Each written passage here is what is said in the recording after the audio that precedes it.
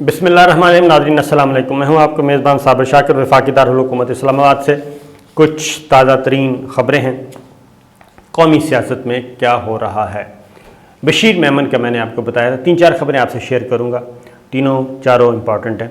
बारी बारी लेते हैं। बशीर मेमन के बारे में मैंने आपको बताया था कि ये जो कुछ भी इन्होंने इंकशाफ किया, 22 ग्रेड के अफसर थे, रिटायर्ड PSP, और मुस्लिम लीग नवाज़ से मैंने इनको आपको बताया था कि गहरा ताल्लुक़ ख़ास तौर पर नवाज़ शरीफ साहब के लिए, और उनको लाया गया था सिंध से।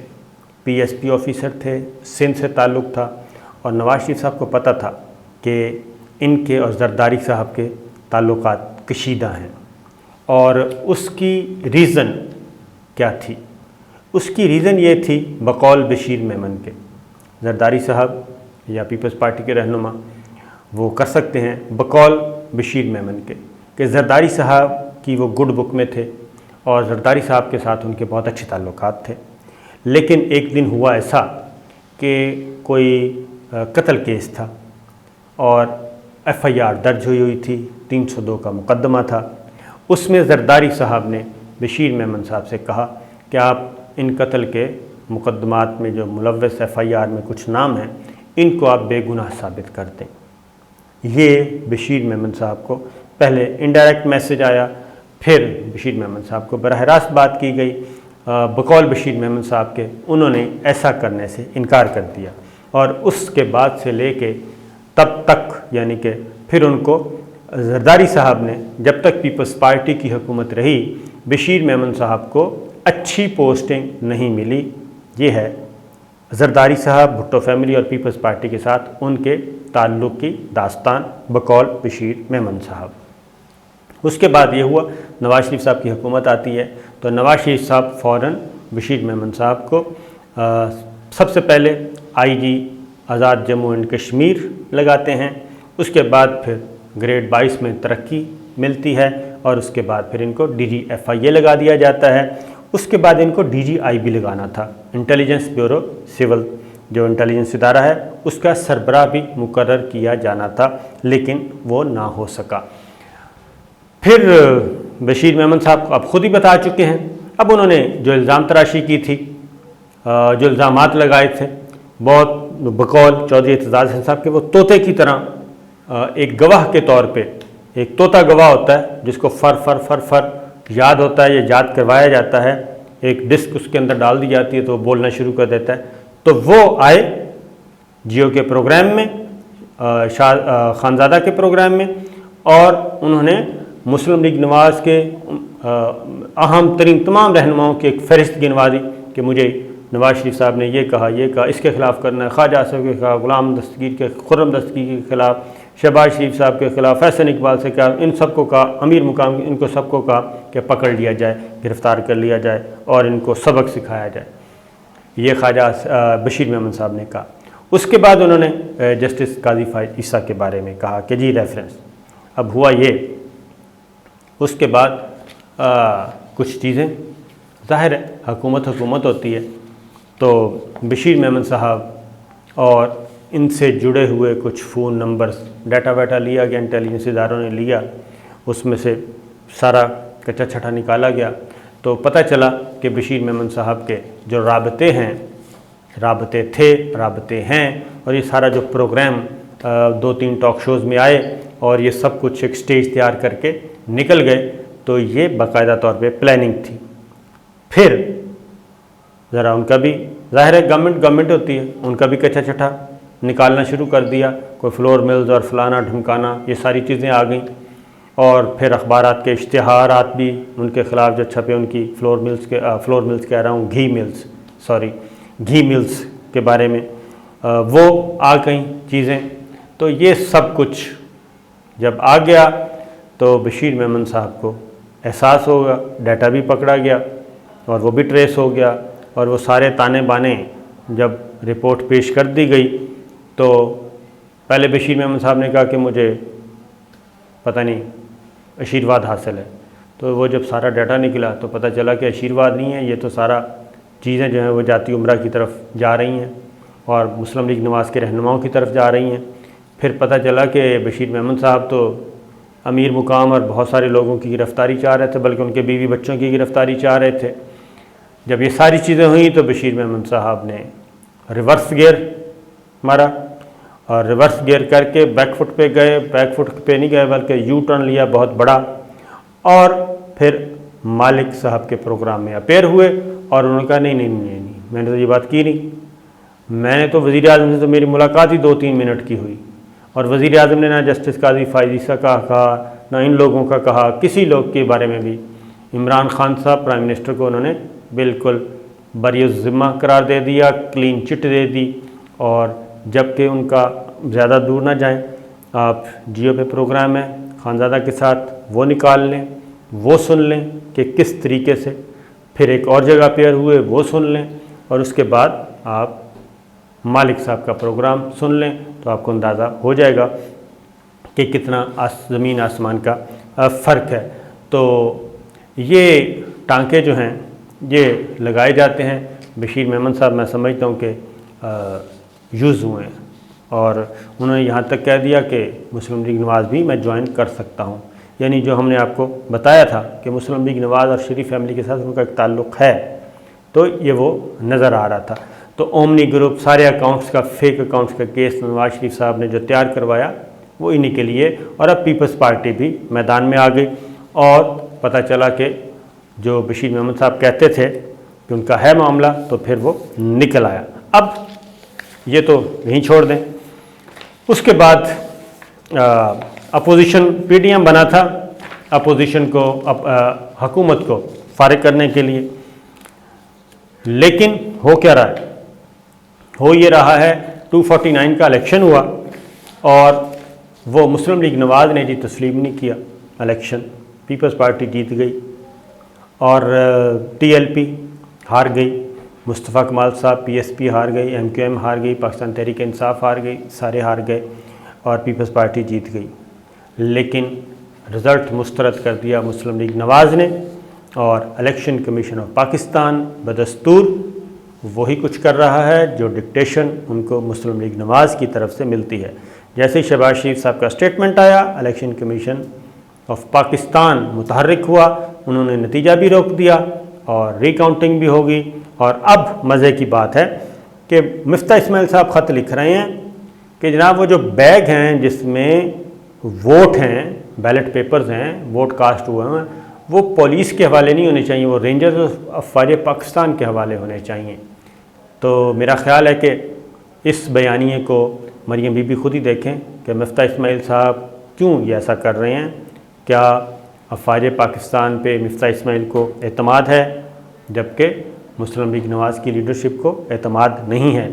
अब वो फ़ौज को कह रहे हैं और अब फ़ौज इनको याद आ रही है।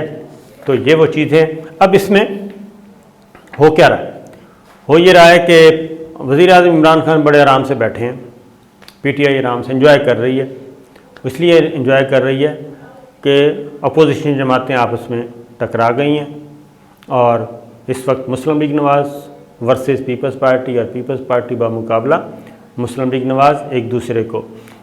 इमरान खान साहब एक बात कह रहे हैं कि जनाब आएँ और इलेक्ट्रॉनिक वोटिंग की तरफ जाते हैं, इंतखाबी इस्लाहात करते हैं।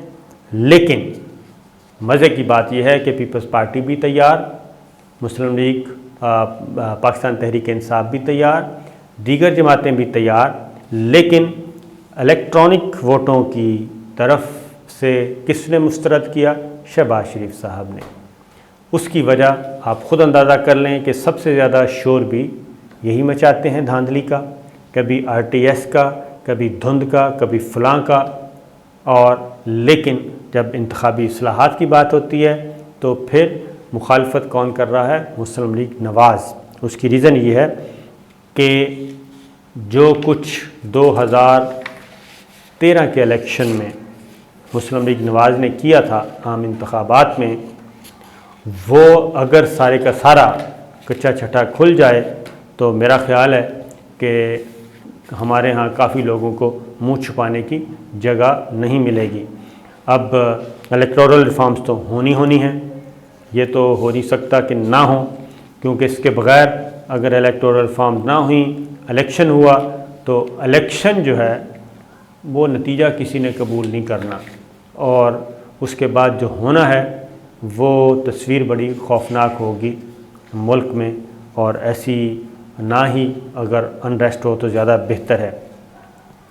फिर पीपल्स पार्टी अब आ गई है मैदान में, और पीपल्स पार्टी ने भी अपनी भारी भरकम टीम उतार दिया 249 के लिए, और न सिर्फ ये बल्कि उन्होंने पीपल्स पार्टी एक हाथ आगे गई है। उन्होंने कहा हमारा तो मुकाबला ही TLP से था, मुस्लिम लीग नवाज से तो था ही नहीं, इसलिए TLP से उनका मुकाबला था, वो उनको किसी भी सूरत में नहीं मान रहे।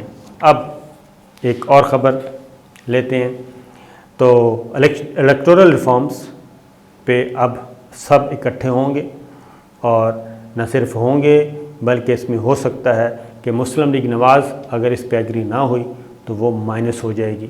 और इस वक्त पार्लिमान में ये मैं बता रहा हूँ कि इलेक्शन से पहले पहले ये इलेक्टोरल रिफॉर्म्स होना ज़रूरी हैं। सिर्फ इलेक्टोरल रिफॉर्म्स नहीं बल्कि कॉन्स्टिट्यूशनल रिफॉर्म्स होंगी। बड़ा एक आइनी पैकेज आएगा और वो होगा, और उसमें मुस्लिम लीग नवाज़ अगर शरीक हो गई तो वेल एंड गुड, अगर ना हुई तो इसके बग़ैर भी जो बाकी बचते हैं वो 2/3 मेजॉरिटी हासिल है, माइनस PMLN और JUI बाकी ईवान में, कौमी असम्बली में भी और सेनेट में भी। अब आते हैं, वज़ीर आज़म इमरान खान कोयटा गए, और उस्मान बुज़दार वज़ीर आला पंजाब की तब्दीली की बातें चल रही थीं, खैबर पख्तूनख्वा के वज़ीर आला की तब्दीली की बात चल रही थी, लेकिन सबसे ज़्यादा हालात ख़राब निकले बलूचिस्तान में, और बलूचिस्तान के जाम कमाल साहब वज़ीर आला, उनकी वज़ारत आला ख़तरे में है। उससे पहले एक विकेट गिर चुकी है और वो है गवर्नर बलूचिस्तान की। गवर्नर बलूचिस्तान मुस्ताफ़ी होने जा रहे हैं और वहाँ से अब नया गवर्नर आएंगे। और बलूचिस्तान में हुआ यह है कि बलूचिस्तान अवामी पार्टी के अंदर भी इख्तलाफात शुरू हो गए हैं, और बलूचिस्तान अवामी पार्टी के अंदर के अलावा भी जो PTI और दीगर इत्तेहादी जमातें हैं हुक्मरान जमात के साथ BAP की, वो भी जाम कमाल के बारे में मुतमईन नज़र नहीं आते। लिहाजा पार्लिमानी पार्टी से जो मुलाकात हुई थी वज़ीर आज़म इमरान खान की कोयटा में, तो उसमें जाम कमाल से 1-on-1 मुलाकात भी हुई थी, और सरदार जार मोहम्मद रिंद की सरबराही में 6 अरकान ने मुलाकात की थी, और उसमें डिप्टी स्पीकर बलूचिस्तान भी शामिल थे।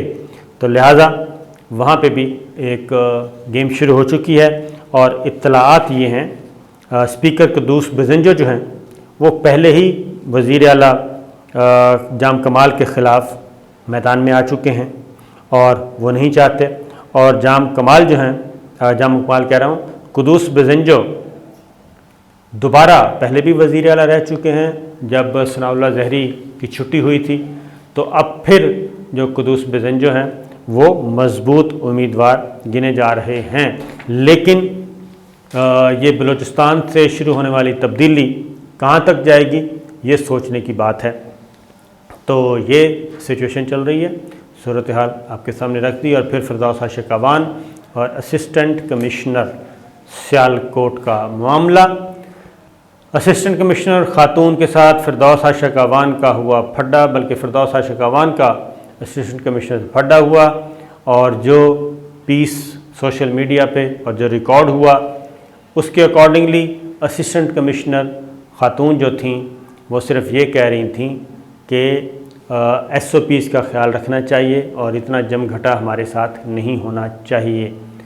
तो फिरदौस आशिक अवान आपको पता है दबंग किस्म की ख़ातून है, वो फ़ुटबॉल भी खेल लेती हैं, बॉक्सिंग भी खेल लेती हैं, वॉलीबॉल भी खेल लेती हैं, क्रिकेट में भी खेल महारत रखती हैं, वो टाइलें शाइलें भी तोड़ देती हैं, ईंटें भी तोड़ देती हैं।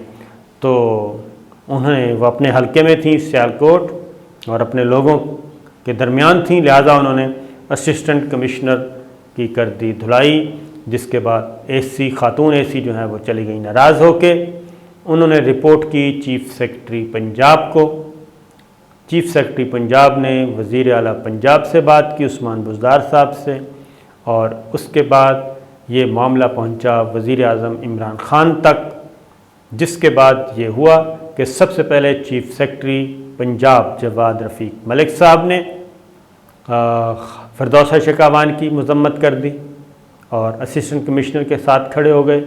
ये बात जहन में रखिए कि चीफ सेक्रेटरी वज़ीर आला पंजाब से पूछे बग़ैर और वज़ीर आला पंजाब वज़ीर आज़म इमरान ख़ान से पूछे बग़ैर ये काम नहीं कर सकते।